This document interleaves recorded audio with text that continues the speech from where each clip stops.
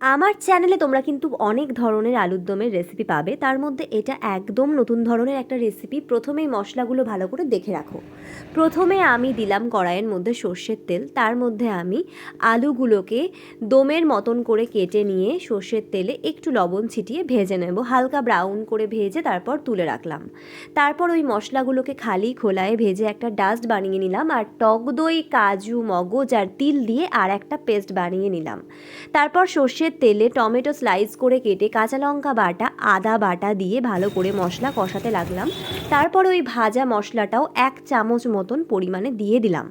তারপর দিলাম একটুখানি হিং। তারপরে ক্যাপসিকাম স্লাইস করে কেটে দিয়ে কাজুর যে পেস্ট রয়েছে টক দইয়ের সাথে সেটা দিয়ে ভালো করে মশলা কষাতে স্টার্ট করলাম এবং লবণ দিলাম। তারপরে দিয়ে দিলাম ভাজা আলুটাকে, পরিমাণ মতন চিনি দিয়ে তারপরে সামান্য একটু জল অ্যাড করে হয়ে গেল আমার আলুর দম রেডি।